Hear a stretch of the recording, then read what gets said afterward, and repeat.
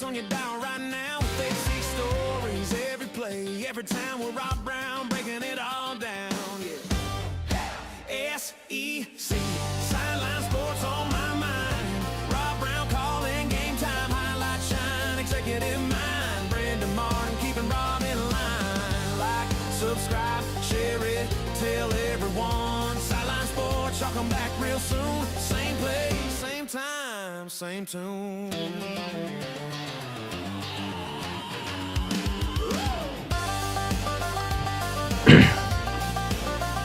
Morning, troops. It is going to be a great day. Oh, wait, I got better ones here. From the booth to the field, every Saturday Oh, yeah, I feel like it's star today. That's what it is. That's what it is. I got my pink stars on. This is when you know you have daughters. Yeah, it's You have multiple daughters in your house when you have glasses like this at the ready. Right on the Hey, how about those ones I wore not too long ago? Rob Browne in Memphis, Brenden Martin in DeLand, Florida. Lot to cover today. Take a picture. Get your phone out there. We're live streaming on Twitter, Facebook, YouTube, and Instagram. 9 channels simultaneously at the same dadgum time. That is really cool. We got Jason Caldwell, Auburn Undercover. He's one of the best in the business. And check out his reels, man. He is very, very much proactive, putting out the 2-minute deals about what's going on with Auburn spring practice. They got A-Day coming up Saturday. We'll also talk. John Hartwell will be here momentarily with GMC, longtime athletic director, and worked at Ole Miss, Troy, Utah State, Louisiana Monroe, Georgia State. We'll get his input, and Gary Harris from Tuscaloosa will join us in the second half. We're going to bounce around the 16 SEC schools today. Spring practice is underway. How's the SEC going to get back on top in 26? There's always a path. As Epictetus said, it's not what happens to you in life, but how you respond. The SEC, you can have a pity party and get mad, or you can fight back logically. Follow the path of Epictetus. Isn't that right, Jason? Jason and John Hartwell, Jason Caldwell's on with us. I want to get in, Jason, because I know you got a big day ahead of you. I love what you're putting out about Auburn, and you do not drink the Kool-Aid. You're one of our truth brokers on the Truth Broker Council. Alex Golesh, I'll admit I wanted Summerall. He's a good friend of John Hartwell's. But I believe Auburn accidentally stumbled into a really good coach. And this guy flat out knows football. And everyone I talk to in coaching says, Rob, you had never had anybody that can coach quarterbacks like he can. You're there every day. Thanks for joining us. Yeah, no, sometimes you can go, look, maybe the best guy ends up in the best situations, and the best guy is maybe not the best guy at the right time. So there's lots of things that go into it. And look, so far I like what I hear. I like what I see from these guys. But as I try to tell people, they're like, what do we need to look for Saturday? And, I hope I see this and this. I said, listen, this is a spring football game. Always remember that. It's not, we're not in September. Yeah. So you're not going to see, guys going out here throwing 300 yards and doing all these things. It's going to be very vanilla, very basic. But the messaging has been good. Look, it's been work.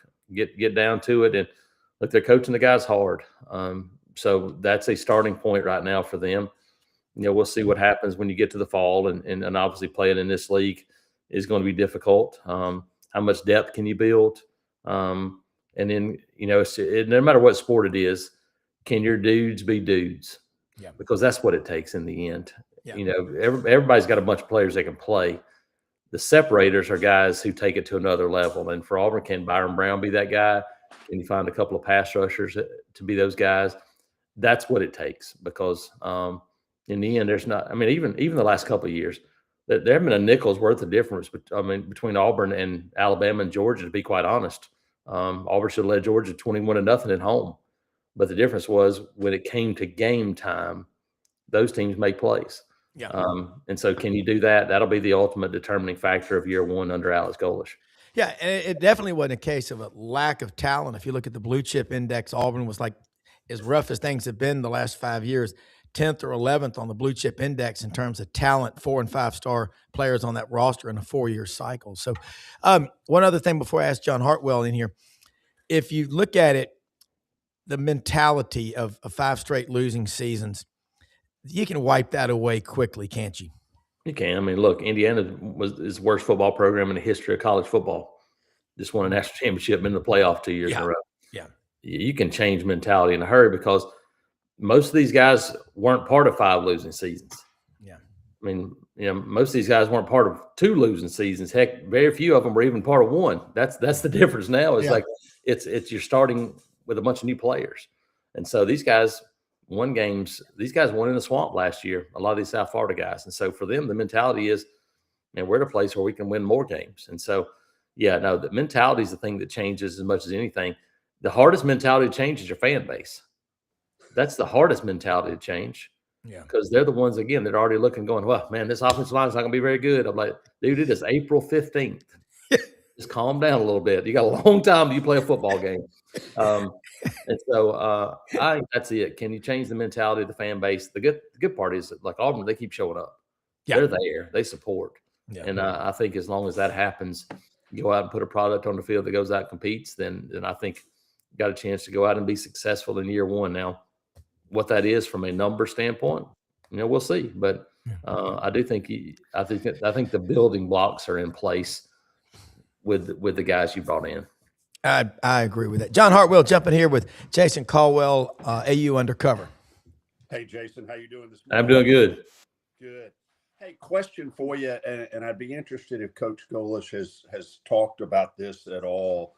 Here we are getting into the latter half of April, spring games, and, it seems to be a trend that more and more programs are going towards what's more like pro football or the NFL's OTAs as opposed to traditional spring practice. Do you see that with what Auburn's doing this year? Not as much. I think probably most coaches would be in favor of that now, to where you basically, Hugh Freeze was a huge proponent of, look, we don't have spring practice. Let's just have OTAs in the summer and be done with it. I do think it's something that they're going to have to approach at some point, because I think then you could start to change this calendar and make it work a little bit. Because if you did not have spring practice, then you could have signing day in May if you wanted to. And then you could have one transfer portal. Your high school kids could still sign in February. Nobody would have to graduate high school early. You could start to get some semblance of restoring order to a calendar. And I think it'd be great. Because we've seen that spring practice has kind of lost its edge a little bit. It used to be those days. Now they don't want to play guys. They don't want to show anything. I don't think there's a single A-Day or spring game in this league that's even televised this year, because coaches don't want to show people their young guys, because next year in portal time, somebody's going to say, hey, I saw you, even though you didn't get to play last year. I think you're pretty talented. So I think the OTA model is good. Auburn has I think, like most teams now, because of the rules, you can't have back-to-back days in pads. You can't have back-to-back scrimmage type days. So it's turned basically almost every practice now into an OTA type situation, because it all feels like a camp. Even during the year, you can't have a bunch of contact days. You can't wear full pads. So it's turned. I think you do a lot more mental work than probably college football teams have ever done. Yeah. Jason, when you look around offensive line, we had Gabe Kuhn, my friend from Memphis, who started 4 years. Drew Kaiser from Opelika started 52 straight. That was his teammate. And Gabe Kuhn started 51. We said, how do you build an elite offensive line in today's world? And he said, it's tough. He said, you look across the landscape, all 136 D1 schools. Most every school is struggling.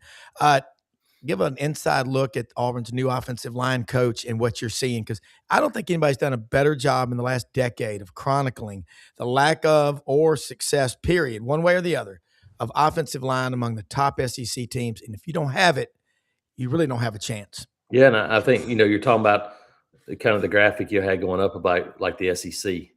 You're going like, can they get back on top? That's been the difference to me has been offensive line, because Georgia starting true freshmen on the offensive line. Alabama starting true freshmen on the offensive line. That didn't happen. Those guys were rotating in guys that were veterans and playing. And look, now those guys are starting true freshmen. I don't care how talented you are. if you're starting true freshman on the offensive line, you're going to struggle at times. Whereas you look at Ohio State and Michigan and Indiana, specifically those three teams now the last few years, they've had a bunch of veterans up front. Even some of them in transfers, but they've been playing a lot of older guys. And I think that's the thing. Can you keep and develop offensive linemen? Yeah. I mean, look, Miami starting center last year was a kid that transferred from Alabama. And so you start looking at pieces. Alabama just lost an offensive lineman to Texas A&M. And you're like, okay, we'll replace that guy. Yeah, but you're replacing a guy that's played football and is older. Yeah. That's what an offensive line takes. And then having guys together for multiple years. Yeah. It's like a basketball program. You can take all the guys you want to. In Michigan, people go, like, look at Michigan. They brought in guys. Yeah, but they had 4 guys that averaged 20 minutes a game that they added to. It wasn't just a bunch of new players. It was some key new players. That's what it takes on the offensive line. You have to keep some guys around, develop those guys, and have them as building blocks for a line. And, they went out and signed 5 high school offensive linemen. They got 3 kids back from a year ago that were true freshmen. And then you added some younger players. So they've got 10 or 11 sophomores and freshmen in this group of offensive linemen now. What you hope is you keep the bulk of those guys for the next 2 or 3 years to build a group together. As for year one, you got to put some pieces in place that haven't played together. And that's why you won't really know what it looks like until you get to September. Yeah, that's a great answer. John Hartwell. Yeah, Jason, I want to switch gears for a minute. You mentioned basketball. Talk a little bit about what's going on with the portal at Auburn, just like at every, not only SEC school, but every Division I school. It's free agency at its finest. You got a lot of these kids who, whether, here's the interesting dynamic of it. It's not always the kid's decision. Sometimes it's mom. Sometimes it's the AAU coach. Sometimes it's whoever the influencer is. But they're saying, hey, go ahead and hit that button and let's test the free agency market and see what's out there. And, it's interesting because I've seen a handful of SEC guys here in the last few days who had gone in the portal who opted to return to where they were. And I know some coaches say, hey, this is not like being sort of pregnant. You hit that button and you're gone from whatever school it is.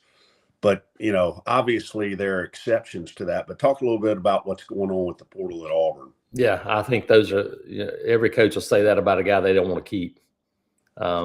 They'll go, hey, that guy's gone. Well, if it's a guy they want to keep, they'll welcome him back. But my thought about the whole thing. You're right. But if you want to be an adult and you want to make grown-up money, then you also should know that you need to make a grown-up decision, which means you need to be involved yourself.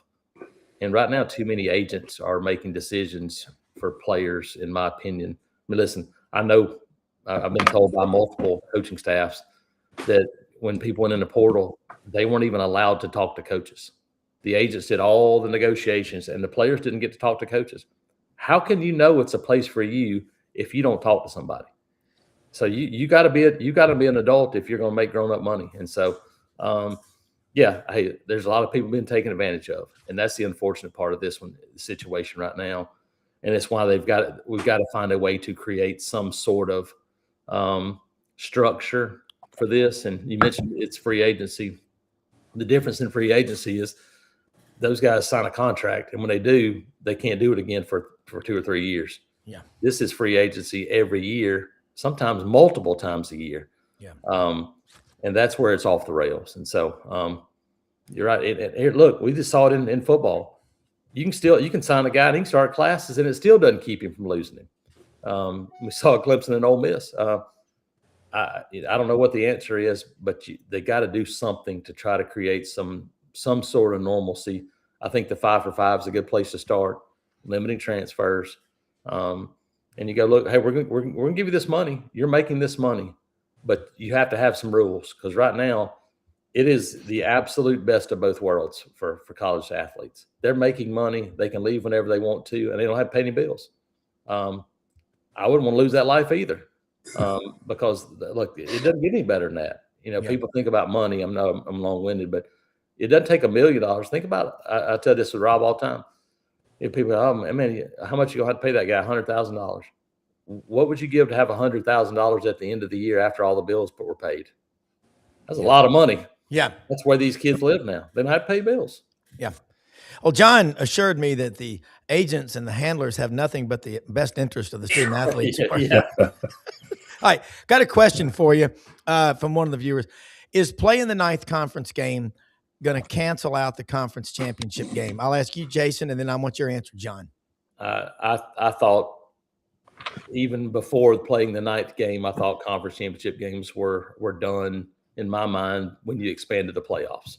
Okay. Because now the only thing that matters is you can, if you're an SEC team and you're playing for a conference championship game, the only thing you can do is harm yourself. It's like playing the basketball, SEC basketball tournament right now. If you're already in the tournament, you're not doing yourself any good unless, not even winning it. I mean, Auburn was a 5 seed going in twice, won the tournament, remained a 5 seed out of the SEC tournament. I feel the same way about football championship games now. You've expanded playoffs, probably going to keep expanding playoffs. Those weekends to me now are not doing you any good. And it's, look, money. Look, these places have plenty of money now. The money maker that the SEC championship game is because the money you're making off of your TV deals and the playoff teams. I just don't think it's going to be there. All right, John. Yeah, Jason brings up some good points there, and I agree with him. Here's where the divide, and I know we've talked about this before. Here's where the divide between, and you can say the Power Four and the group of 5 or 6, but I really think it's an even greater divide between the Big Ten / SEC and everybody else, because he's right. And as all inventory of TV games in those 2 leagues, bring premium dollars. Where it's going to be different is whether you take the Sun Belt or the Conference USA or the American Athletic Championship game, and you pull that out of the equation, that's a significant portion of the dollars, because a lot of time, I'll utilize the Sun Belt with, internal knowledge of that. There may be 6 or 8, the number's grown, 6 or 8 games that get pulled up from ESPN Plus to linear TV. And when I say that, I'm talking about ESPN2, Big ESPN during the course of a year. And that includes those Tuesday, Wednesday, Thursday night games. But you've always had assurance that for those leagues, the championship game is going to be on Big ESPN or going to be on ABC or one of those, which is a significant portion of the television rights package. So I think it's going to be interesting to see how that plays out. And do those leagues also potentially eliminate a conference championship game, because it has a more impactful financial ramification to the group of 6 / I'd even put the Big 12 in there, and potentially the ACC than it does to the SEC and the Big 10. Yeah, no, I agree on that. I think it's valuable for those leagues, and I would love to see almost a championship week like you do in basketball a little bit, where you go, look, play games Thursday, Friday, Saturday, and have 9 of those leagues and have them all on ESPN and do those things, and surrounding, maybe the Army Navy game on a weekend. I think it'd be great for football. It'd be great for those leagues. And then you kick off right into the playoffs maybe the next week with maybe one of those teams that's earned a spot in there, instead of playing championship games and then waiting a month to play college football playoffs and you start bowl games a few weeks later. I'm all for just, look, when you play football, you don't need a break. And I know people, it still is a thing to go to classes and have finals. But we also see it right now. We're watching the Pac-12 playing conference games where they're flying from one coast to the other and playing on a Tuesday night. Yeah. So it can be done in a number of ways right now to include academics, apparently, because it's being done all over in the Big Ten as well. Yeah. You know, two leagues that love to prop up the academic side of things, but yet they're sending kids all over the country every night. Yeah. Hey, quick question before you go. Maury Gaston, Sylacauga. I saw the video of Alex Golesh welcoming Gus Malzahn's engagement at practice. And Auburn's kind of a unicorn. But look at Florida, Spurrier's there. Urban Meyer comes up from Sarasota a lot. All these Auburn coaches, I think every one of them has moved back or comes back. What'd you think about that? Yeah, no, I talked to Gus, a year and a half ago at Brother Chet Williams' funeral.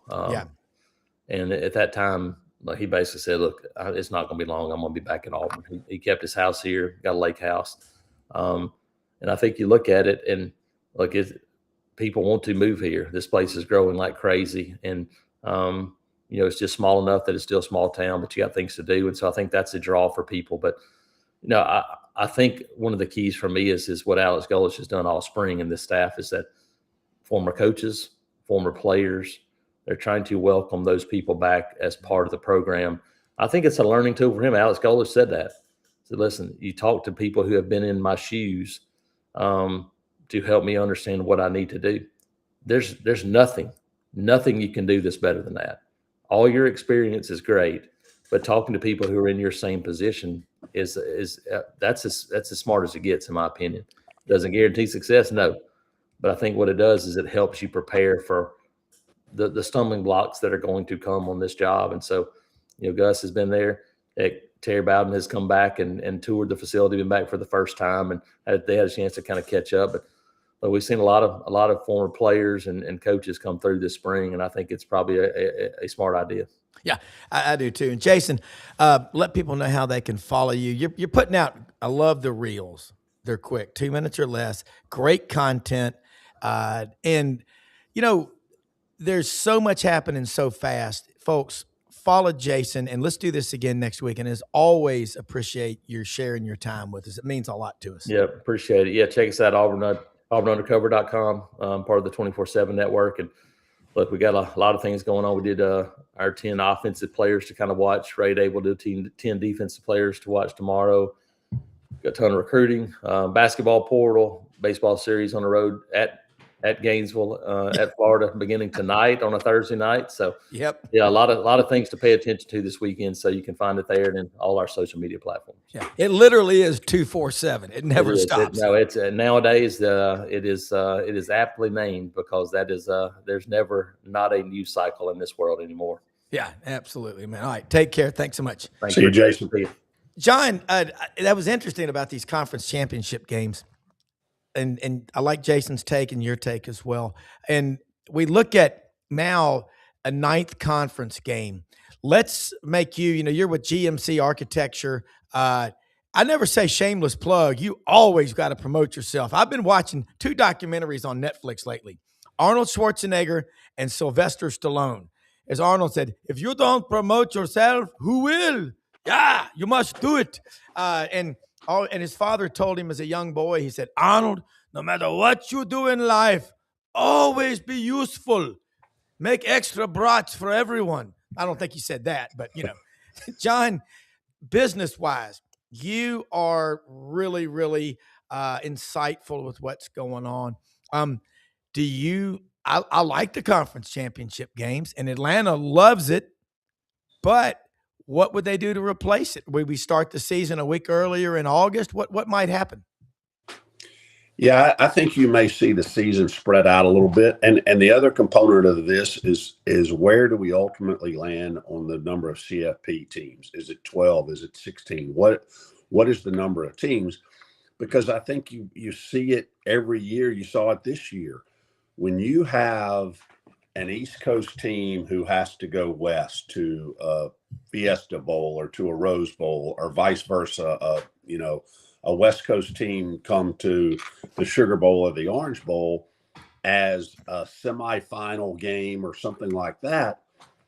Well, I don't care how deep Foghorn Leghorn's pockets are. and takes the kids and the grandkids, to these playoff games. If you're talking about a conference championship game that you're taking the whole family to, and then you've got to go cross country once, maybe twice, and keep in mind next year's CFP championship game is in Vegas. So if you're an SEC team or you're an East Coast team, you may have had to go to the West Coast twice. I mean, yeah, you may have endless bank to be able to do these things with, but at some point the cost and not just in dollars, but in time and in effort and in disruption around the holiday season, everybody's not going to be able to go to every one of XYZ university's games. And I think this is something that is being looked at and needs to even be looked at further as to how we maximize attendance, but a component of that is fan experience. And Yes. Back to facilities, what are we doing to where this isn't, hey, I'm flying into Phoenix on a Friday, I'm going to see the game Saturday, and I'm back out Saturday. So you spend a day getting there, 24 hours roughly at the game, and a day getting back home. That wears people out. I don't care how energetic and how gung-ho you are about your team. I agree with that totally. And people think traveling is so much fun. Brenden knows it. You know it. I know it. I've got friends that go Memphis to Los Angeles. They go, Bobby, I fly in LAX, get on some tube, go to a hotel that's like an erector set, spend 3 days in meetings with engineers and product development people. I go to dinner. We don't finish till 9. I'm eating a steak with butter on it and seasoning, having creme brulee for dessert, garlic mashed potatoes, several drinks. About 3 o'clock in the morning, I'm waking up and my stomach is having a poltergeist event. But anyway, that travel for an 18 to 22-year-old, the Tuesday night volleyball game, Washington at Rutgers. I mean, as my dad used to say, well, I traveled so much, I didn't know where I was till I woke up in the morning and saw the local paper for breakfast, because when you come in at 11, 12, 1 o'clock in the morning, it's tough.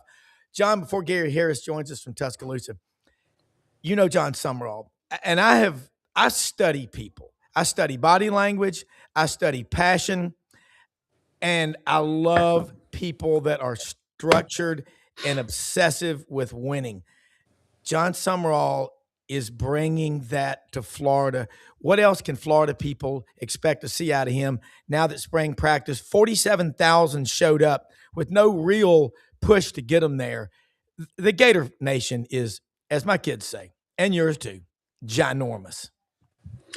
Yeah, it is. I mean, and I think just in a, roughly a 4-month snapshot, 3.5-month snapshot, people are seeing the thing that endears John Summerall to so many people is his realness. It's not canned stick. It's John Summerall, and it may not always be politically correct, and it may offend somebody. It may say, "Oh my gosh, how could he say that? He's not taking his wife to France." Well, those are conversations they're having, at the in the kitchen in the morning over coffee. I mean, that's just real life, and that's the way that he is, and his desire and focus on winning, trumps everything else, and his results, his track history has proved it. I know he's still on the honeymoon phase there in Gainesville. He hadn't played a game, hadn't won one, hadn't lost one, but the way that he goes about conducting business, people in general are attracted to that. Donors are attracted to it. I think players in today's world, because it's a tough love. It's not, he's like, hey, if you want a picnic, you need to go somewhere else. This is going to be tough. Y'all are getting paid, but you know what? You're going to work your ass off, and there are going to be results come from it. And I think that realness resonates with a lot of people. Yeah. And I think this is a real good fit. Quick comment is that I think it's a good fit for Gainesville, and I think it's a good fit for Summerall, excuse me, and his family, because I think that Gainesville's not like overhyped in the sense of like, oh, we got the next guy because they've been through the rigmarole. And Summerall really wants to prove himself, it feels like, John. I don't think he never would take a freebie. Like, he doesn't want to win without winning. Does that make sense? Yeah, I mean, that's the way he's always been. I mean, he was kind of under recruited, ended up going to Kentucky out of Huntsville. I think if you got deep down with him, did he want to go to Auburn or Alabama? And maybe he didn't feel like he had the love from those places. That, hey, he went to Kentucky, kind of carved his own path. And, he continues to operate in a very positive way with that chip on his shoulder. And I think he's carried that with him to Gainesville as well. Yeah. I love it too. And I would say this too, having Steve Spurrier and Urban Meyer offer their help. And they're definitely not meddlers, it doesn't look like. I think he's really cool. I would embrace that knowledge too. Gary Harris checks in from Tuscaloosa. You remember what Coach Bryant used to say? We're all old enough to remember. He'd go, well, I retire. I don't know. I'd probably croak in 30 days. He literally, within 30 days, January 26, 1983, was gone after he'd retired. Could you imagine him coming out to practice and you're Ray Perkins and he's watching practice? I mean, that'd be like, that'd be tough, but I would embrace it, wouldn't you? I mean, you've got mentors in life. You talking to me, Rob? Yeah, you're talking to me. Yeah. I mean, of course, we never had that opportunity. I think, Coach Bryant was going to be around, obviously. And I think it probably would have helped Coach Perkins with the transition. I mean, it's 40 plus years ago, but yeah, I think if you've got coaches that meant a lot to the program and they're around and, you want to pick their brain. We got a situation here now with Coach Saban still has an office inside of Saban Field at Bryant-Denny Stadium. So, as long as it's asked for and welcomed by the head coach. I mean, again, you never want to feel like, I think, and regardless of the position you're in, that somebody's looking over your shoulder or trying to meddle. So, as long as it's welcome, but I think it builds a positive extension with your fan base when you have successful coaches that are part of the program and welcomed. And I think it puts everybody on the same page. So I don't think it's a bad thing at all. Yeah. And what's really strange is when I think about Wilk and Formby, the family, his grandfather was a punter for Alabama back in the late 60s. The Taco Casa family, let's be real, they're as Alabama as it gets. Man, I could use some Casa right now, taco burger or something like that. I'm hungry. But he's now at Texas A&M. He's already got his degree, I believe, from Alabama, and played at Northridge High School there in Tuscaloosa. That's the world we live in. What's going on spring practice-wise at Alabama? Sounds like you had a baptism under fire, literally and figuratively. Keelan Russell, who came out of Dallas, quarterback. You've got Austin Mack there, who's been injured a little bit, but wow. How many people have a quarterback room like Alabama has this year? Well, they wrap it up today. This morning's the final spring practice. They had 13. 8A was actually, the 8A scrimmage was 13th practice, which they had a practice on Tuesday and a practice this morning, which I think is pretty good. I like that idea. You have your 8A scrimmage, and then you can make the corrections, and then you have a couple practices, after that's just focused on the team, no media, no fans or anything like that. So I think it's a good thing. As far as the spring, I think it went well, everything that I was able to gather. And then on this past Saturday, as you said, Rob, Keelan Russell, I thought put on a show. I thought he showed the kind of talent that he has, everything from his arm strength to his quick release, to his ability to process, throw across his body, see the field. I mean, he came across as a big-time talent, which we know that he is. Austin Mack, Coach DeBoer went out of his way to make sure people understand that he was dinged up a little bit and, tried to go and play, but wasn't able to get as many reps as they would have liked for him to have gotten. I think Coach DeBoer pointed that out, and he's pointed that out since on some different shows that he's been on, radio shows and podcasts, to make sure that people understand that as good as Keelan Russell looked, and he praised Keelan Russell now, this is not any type of demerit toward Russell, but he wanted people to understand that this quarterback competition continues, and I think is going to go well into fall camp, maybe even up to the start of the season, because they have a lot of confidence, they being Alabama, and their coaches have a lot of confidence in Austin Mack as well. So as you said, it's a good situation to be in with those two quarterbacks. They've got two more recruits. All four of these quarterbacks were recruited and signed by Kalen DeBoer, and evidently that makes a difference. Every coach I talk to says, coaches want quarterbacks that they sign to play in their system, and Alabama now has that across the board. So we'll see. But this quarterback competition, I expect it to go right up until the start of the season. A healthy competition for sure. And I know if Lee's Tomb were still open, they'd be talking about it over a pool game. John Hartwell jumping here with Gary Harris. Gary, I'm going to tell you what, one other thing. Jake Rongholt, local Channel 20 down in Gainesville, was on the Tuesday night lowdown with Lauren Meadows. I get to be on there on this channel. You just cannot beat the insight that the local reporters give. And everybody out here watching, you're all over the country, all over the world. Thank you. Blessed beyond belief. This guy has forgotten more than those guys in New York have ever known. John Hartwell. Hey, I'll echo that a little bit, Rob. I'm scrolling through X last night before maybe, and I see Gary covering everywhere. Probably wasn't exactly what he wanted to report, but I see him covering Alabama softball. Gary is on everything, so he's tremendous. I think did Samford upset Alabama or something? Was it like a 3-2 game or something? They sure did. And over at Homewood, that was their first win over Alabama since 1997, which was Alabama's first season of softball. So it was shocking, John. And of course, you're AD. You know how sports is, former athlete. Alabama loses to Samford, and then the very next night, number 3 Texas Tech loses to Texas State. So you play all these conference games on the weekend where you're dialed in, and every now and then in one of these midweek games, for whatever reason, maybe you're resting some players, or you don't have, maybe you're just not quite as dialed in, and you can go out there and lose. So we saw number 2 go down, and the very next night, number 3 go down to mid-major. Crazy. Yeah. In-state mid-majors. Yeah, baseball and softball both have that because, like you said, are you resting players? Maybe not as big of an issue as in softball as it is in baseball because pitchers can go more innings, but who are you pitching? So all of that factors in there. Hey, let me ask you this, Gary. Obviously, we didn't really get to talk much about it last week, but let's switch gears to basketball, Alabama basketball. Obviously, quite a bit of activity in the portal, just as there is for everybody.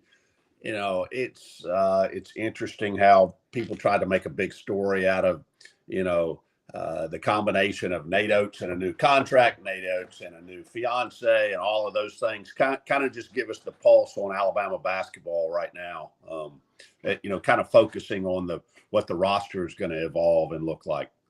Yeah, a little unknown because of the losses, and bringing in Brandon Garrison from Kentucky as a big, and the Fleming Davis kid from Mississippi State as a big. But statistically, those guys, Garrison didn't start a game at Kentucky, and was not that productive at Oklahoma State before that, and the Fleming Davis kid from Mississippi State didn't do very much as a true freshman. So I think you're bringing them in based on their potential to help you. But you're losing a guy in Sherrell who, again, he didn't light it up statistically, but he was solid, over 11.6 rebounds and 2 blocks. But the market, kind of outpriced Alabama. I think they made him a nice offer. He had a chance to stay in a system which he had been successful and been developed. But again, the money called, and he's going to Indiana. So I think the roster right now is we'll see how it comes together. We'll see what else they do. Of course, a lot of it has to do with, they've got Collins Anjidiaka, a big freshman, 6'11", 260 pounds that they signed last year, that was medically out for this past season, if he can come back. But there's a lot of questions, as there is with most of these teams. But you always have to have confidence based on his track record that Nate Oates will fill the roster in a way that gives Alabama a chance to be highly competitive. And now with the new contract and extension coming, not that there wasn't already a lot expected from him, but when you sign another extension for even more money, that says he's going to be among the top 5 highest paid basketball coaches in the country, then fans They're happy. They want him to be here, but I think that the expectations go even higher. And, there's pressure to get not just to the Sweet 16, but, back to another Final Four and compete for a national championship. I think that's what Alabama fans want to see, and we'll see if he can do that. Yeah. When you think about Nate Oates, Alabama basketball is so fast, it's like they pull out of the driveway doing 110 or 0 to 60 in 2.5 seconds. And it's a exciting brand of basketball. Looking over at football, big theme on today's show is how does the SEC get back on top of the college football world? We know the number since 2006, 13 of 17 national championships, SEC. Last 3, Big Ten. And everybody that's fixated on this mindset that, it's it, SEC's done, Big Ten's taken over. Well, the Big Ten didn't have that mindset when things weren't going their way. Now, we know NIL and the portal are there, and they're certainly a factor. But I know the SEC, we all do. We live in this footprint. I think they're going to double down and triple down to get back on top. Regardless, it makes for great conversation, Gary Harris. It does, and I don't disagree with you, Rob. At the same time, I do think that the portal and NIL has been a boon for the Big Ten because the Big Ten understands it's got to go south to get athletes. And in the past, if there was a top player in Florida or Alabama or Louisiana or wherever that player may be, and Ohio State or Michigan or Indiana or whatever school was recruiting that athlete against the schools in the South, and all things were equal, meaning there was no money involved, that student athlete for the most part was probably going to stay in the South. He probably wasn't going to go north. But now, even if the schools in the South are offering big money, if a Big Ten school comes in and trumps that and says, hey, we can pay you this much, there's a good chance that he's going to go to a Big Ten school. I think the Big Ten has really benefited from the portal and from NIL. And I think a lot of times it's second chance recruiting. We've talked to this a lot. You recruit a guy, maybe you miss on him out of high school, but the second time around, you can get him. So, yeah, I'm with you on the SEC. We know the commitment, but also the facts say that the Big Ten has won 3 straight national championships in football. Yeah. Those are facts too. I mean, you can talk about since 2007, but the last 3 have gone to the Big Ten. So again, I cover the SEC, and I'm for the SEC.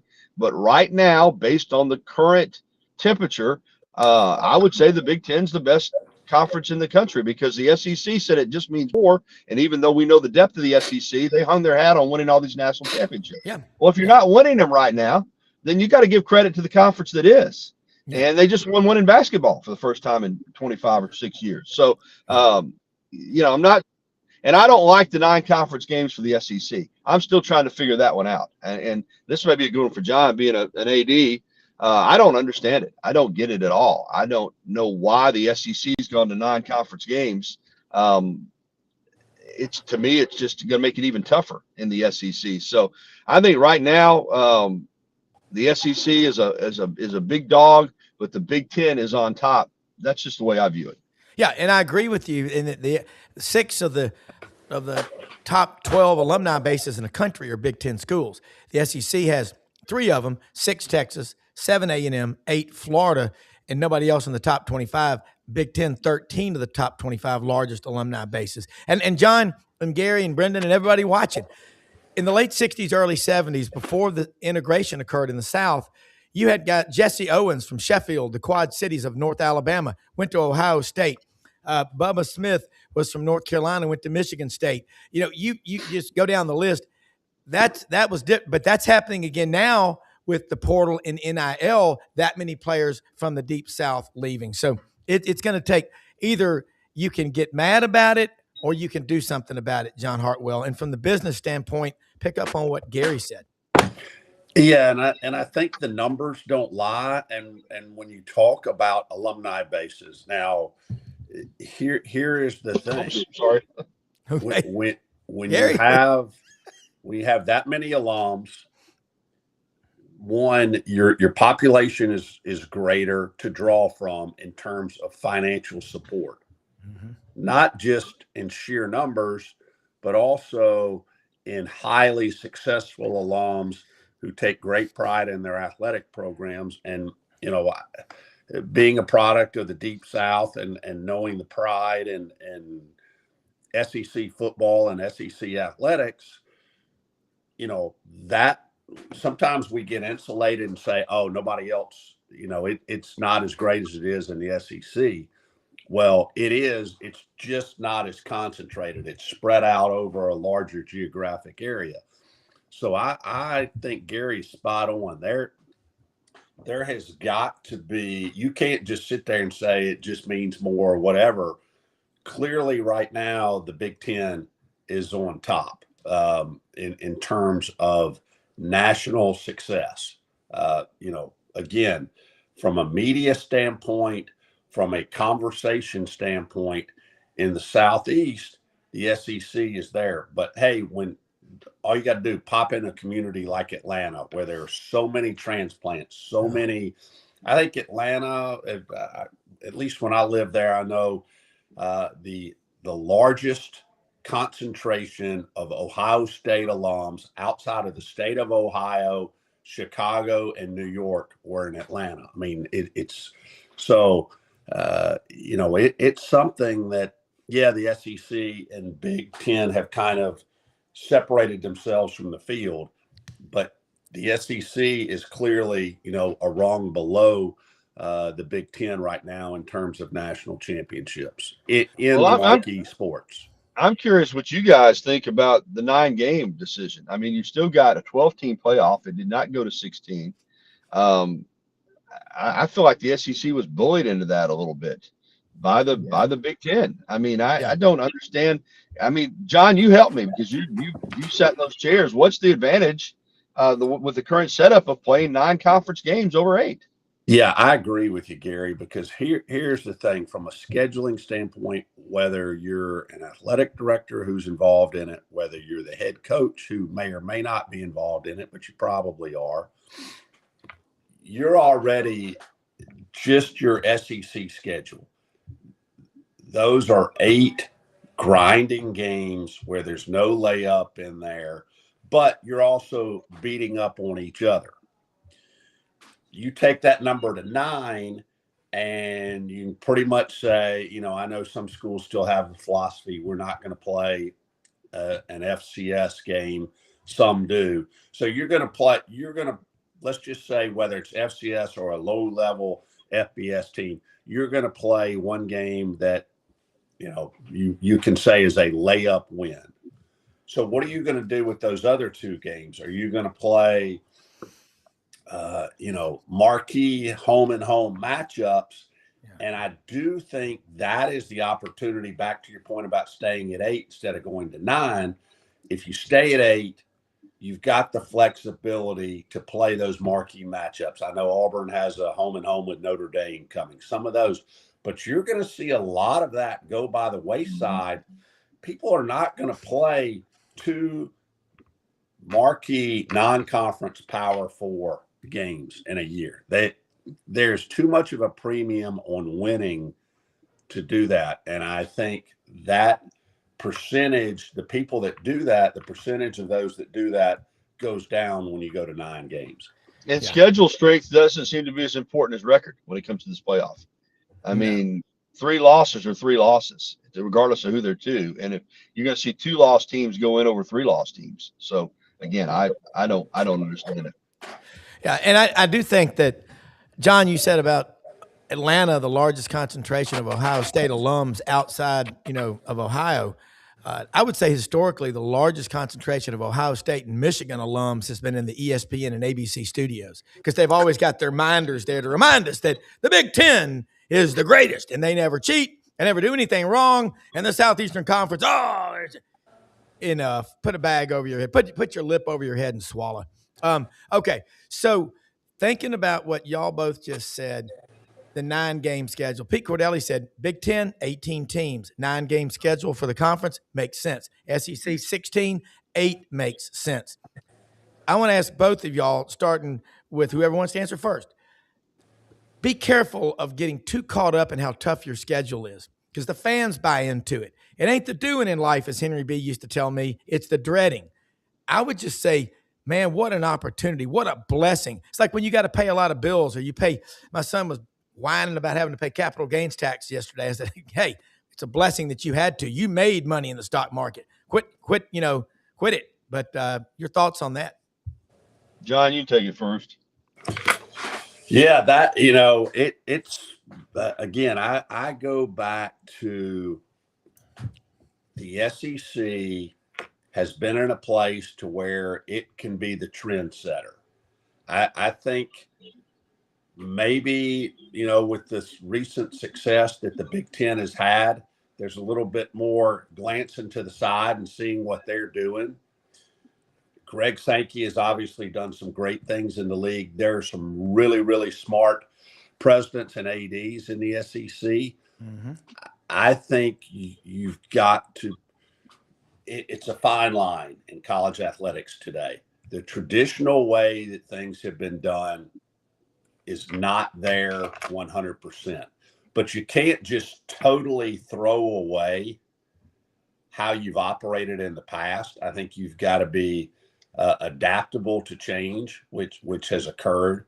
But you can't just say, "Oh, we're going to throw out everything that we've done to get to the success level where we are." Yeah. But I will also say this: I think maybe not the number of national championships, but part of this, you've got to look at the emergence of some teams. Vanderbilt used to be for many years kind of one of those layup wins for most people. Hey, they've gotten a whole lot better. It's not just Diego, but the emergence of the SEC lower tier schools in terms of success. I am not slighting any of those schools, but I think has made it a stronger overall league. But it's maybe diminished the power of some of those perennial championship teams that are having a little tougher road to hoe now. All right, let me say this, and then I got to go. I do think that you can make too much of your schedule and get caught up in it, and you got to play who you got to play. I do think schedule matters, how it's spaced out, the games are spaced out. If we had a more equitable system for a playoff, and first of all, there should be 16 teams in the playoff. To me, 12 teams is just stupid. And if you had more like the NFL where it didn't matter as much, the way you got to your record, the record was the record. And the playoffs were based on, divisions and things like that, and people go based on their record. Now it's still it's being chosen by a committee. So I think it does matter. I think losses matter regardless of who they come to. So I don't necessarily buy into you're making the schedule tougher than it has to be argument. I mean, some schedules are tougher than other schedules, and it's going to impact those teams. So, hey, look, great to be with you guys. I got to go. I better get out of the truck and get upstairs. Awesome. Gary Harris, one of the Gary. best in America. Hey, and you're right. Gary puts out so much content. You go to X, Instagram, Facebook, YouTube. He's everywhere. He and Rodney Orr, Tider Insider TV is every Tuesday night at 6:30 p.m. Central. John, when you look at all these big programs, we talk about it, SEC, Big Ten, ACC, Ellis Johnson makes so much sense. The man from Winsboro, South Carolina, grew up about 20 miles from Columbia. The fact is, he says the SAT, the 800 score, the ACC stayed hooked on that for so long. And then Dean Smith and Chapel Hill saying basketball was king. Everything's about basketball. I seriously remember a conversation in 1992 when Florida State joined the ACC. A friend of mine said they joined because the ACC basketball money is so big. Well, last year, when revenue figures came out, the largest revenue-producing basketball program in America was Kansas at $38 million and change. Texas was over $250 million just in their football program. And that's before Foghorn Longhorn, with the big steers on the front of his 35-foot-long Eldorado Cadillac convertible, gave his oil money from his couch cushions to Texas. John, I got let me make there. one point about Ellis Johnson, and I think you probably know this, Rob. You know where he went to school, don't you? Citadel. You damn right. Yes, sir. So, here's the thing. You only have to look so far as, and we've talked about this on the show before, you only have to look as far as what the breakdown of the media contracts, the television contracts for the conference offices are. And it is basically 85% football, 10 to 12% men's basketball, maybe 1% women's basketball, 1% baseball, and then the rest. So football is the engine that drives the train. I know the ACC, you go back to Tobacco Road and the basketball rivalries, and that is no slight to those at all. Yeah. But football, college football is the engine that drives the train, and that has been one of the things that the ACC has had to overcome. Yes, there have been runs by Miami and Clemson and those things, but football is the engine that drives the train. You've got to make sure you get that right. Yeah, I agree with that. And Mule Train, keep on rolling. That was a great Boxcar Willie song. Still remember that. What do you think the next rev generator is going to be sport-wise? Do you see something crazy like a flag football or something that's just jumping out, John, that you heard? Well, you're looking at all sorts of models. Are we going to see like a pickleball team and then like, you know what I mean? Like, I think those sports emerge, but I don't think they're drivers on the television market, because look at this. You look at the increase in notoriety and interest in women's basketball, but it really hasn't, at the collegiate level, it has not moved the needle in terms of money, those percentages. And it's what people are willing to pay. It's what sponsors are willing to pay to have their ads associated with those programs. And that's not I hope the Title IX folks don't come out and say Hartwell's, lost his mind. No, it's the facts don't lie. That is what is driving the big dollars of corporate sponsors.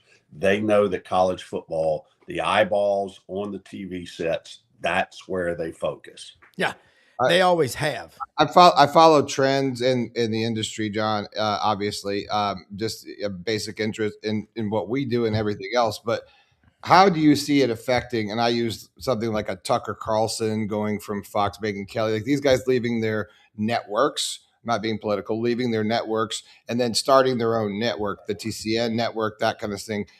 University of Florida, Auburn, they started live streaming most of their, non-rev events a long time ago, like 2012, 13, whatever.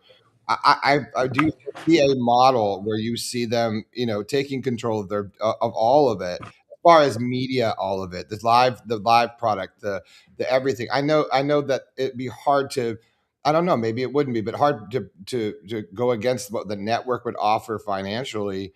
But maybe at one point, we could see a model that for these mid-range schools, that this is an option rather than signing your life away at some crap that's not going to do anything for you. Yeah, I do think there's opportunity there. And all you got to look at, some coaches embrace it, some don't like it at all. Look at the live game cut-ins where you have coaches, that's what people want. That's what the end consumer wants. We go back to talking about the realness of John Sumrall. They want to see real time. What does a coach say to their players in the pregame or the halftime talk? What they want, insight of being in the huddle. And the more that you can do that, the more that can be provided, the more opportunity for revenue, because that's what the casual fan wants, because they can see what the end result plays on the field are, but they want to see the behind the scenes version of that. And I think the more that people can explore that and find ways to peel back the curtain a little bit to give that reality TV look to sports, the more revenue opportunities there are. And you know what? You think about the UFL. I watched a UFL game a couple of nights ago, St. Louis and Birmingham. They've got that. Brenden, you know what I'm talking about. When Roone Arledge in the 70s took the TV cameras from up in the studio high above the football field down to field level, that changed everything. It made you feel like you were there. High 50. Yeah. What? High 50, high 40s, high 50s, the hashtag cams. Yeah. Yeah. Brenden, tell us, I know we're going long. We need But to go. yeah, we're gonna wrap it up. It's time to go. You see the face of Christ in the least among us. Thank you so much, everybody. We'll see you tomorrow. Tell everyone, Sideline Sports, y'all come back real soon. Same place, same time, same tune.